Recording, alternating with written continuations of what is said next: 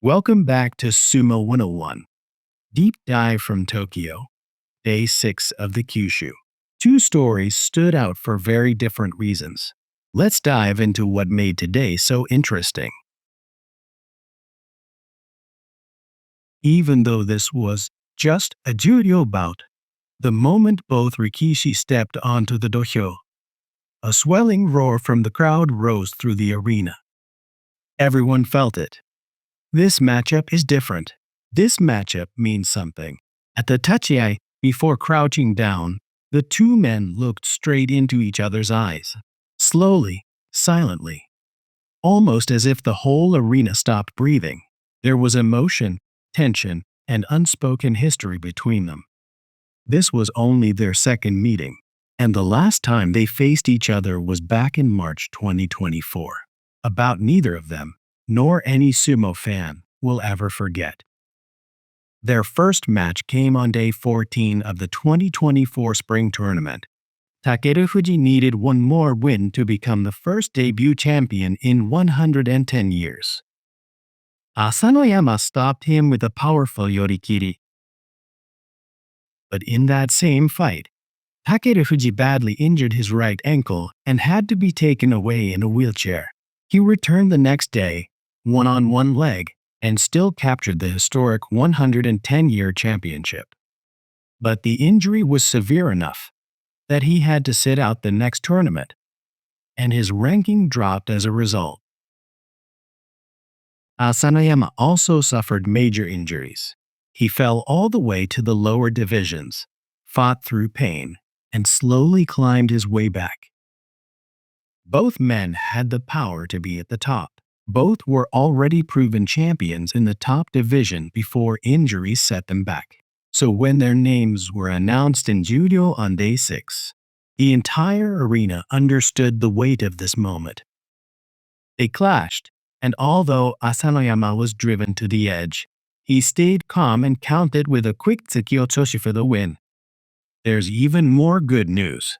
On day 7, Asanoyama will step onto the Makuuchi dohyo for the first time in 486 days, facing Toki Hayate, a fan favorite, a former ozeki and champion. Now a man climbing back from hardship, Asanoyama comeback story continues.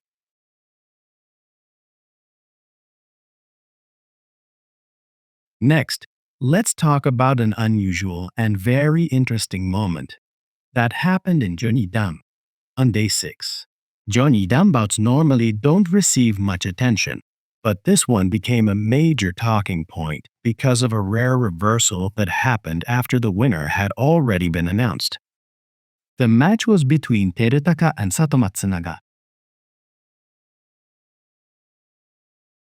Terutaka appeared to win the bout by yoritaoshi, driving his opponent backward and forcing him down.